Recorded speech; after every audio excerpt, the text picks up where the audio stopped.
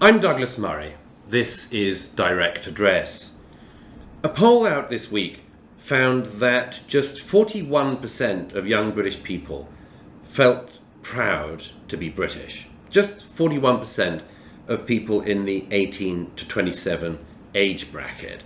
This has caused quite a lot of comment and some concern, not least because 20 years ago, when the same question was asked, the results were very different.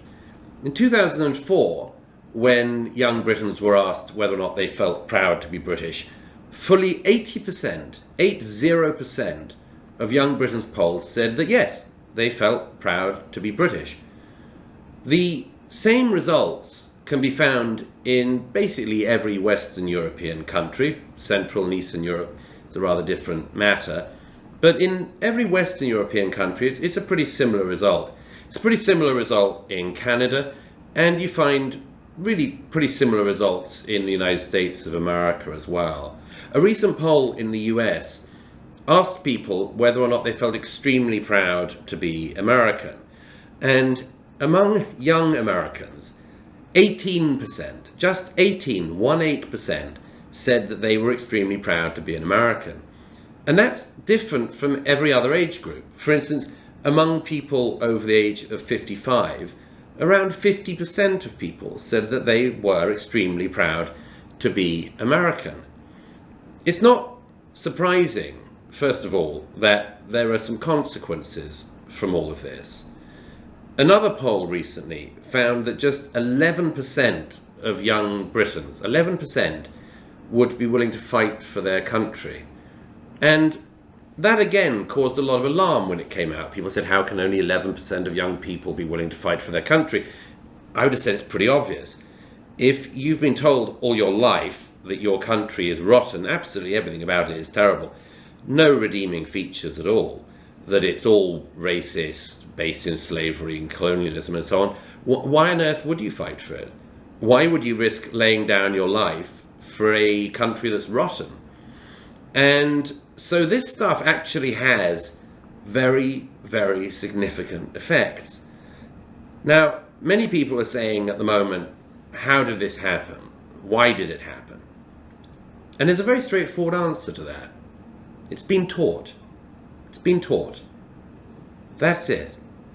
Over 20 years, in Britain, as in America, Canada, Western Europe, and other democracies, young people have been taught that their countries are rotten. In America, we've just gone through a period of more than 10 years where young Americans were told that even the most basic things that would have been taught to them a generation ago have to be reframed. Remember the 1619 Project, done by a set of pseudo-historians with the backing of the New York Times? They even changed the birth date of America to 1619. And they did all of these picture books for kindergarteners and school textbooks, which said the same thing. Even dramatizations of this turgid and untrue work. All of it saying, actually, American history starts from the moment that the first slaves were brought across the Atlantic into North America. So the idea was, America's just racist. Britain, of course, is not just racist, but colonialist. And, of course, everyone's just a slaver in our past. A poll 3 years ago found that almost half of young British people agreed with the phrase that the UK was founded on racism. If I chortle a bit about that, it's because it's so utterly laughable. Anyone who knows anything about British history knows that it is based on an awful lot of things, and racism has next to nothing to do with it.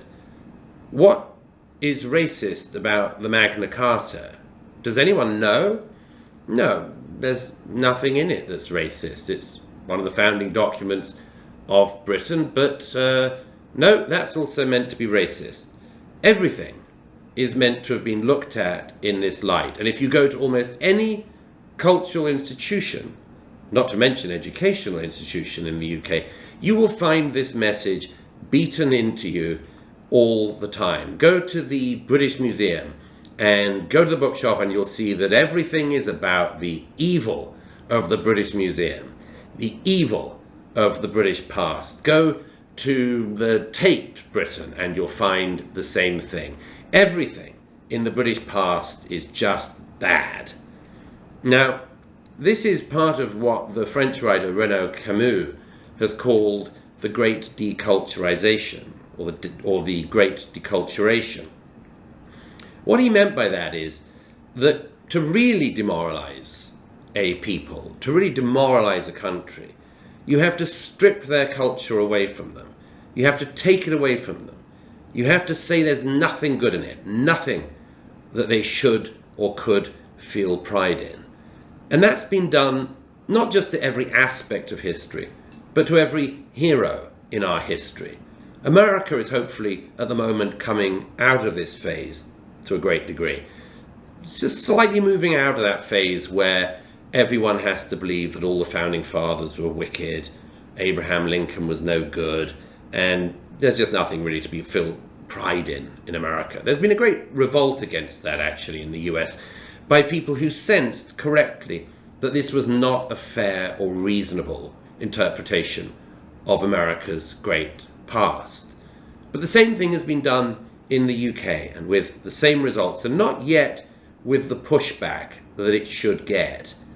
A poll recently found that 38% of young British people believed that Winston Churchill's statue in Parliament Square should be removed. Again, that's not too surprising, because the narrative pushed on that generation for many years now has been that Winston Churchill was a wrong-un. There are various stupid versions of this. One's like, he drank too much, no bad thing, I think, but there are also versions of it that say he had some Victorian attitudes. Well, yes, of course he did, because Winston Churchill was born in Victorian England, so sort of inevitable he'd have some Victorian attitudes. On the plus side of the equation, and you'd have thought that this would count for something, despite the critiques of the right and left at the moment, he also managed to save his country and indeed the civilized world from Nazi fascism, which you would have thought should count for something. And here's the thing, it does. It does count for something.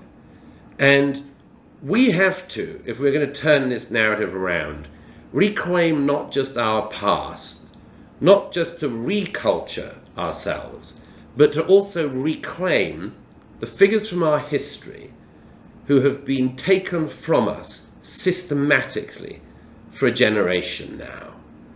There are some people who say that this is hopeless, but I don't actually think it is, and I'll just quickly say why.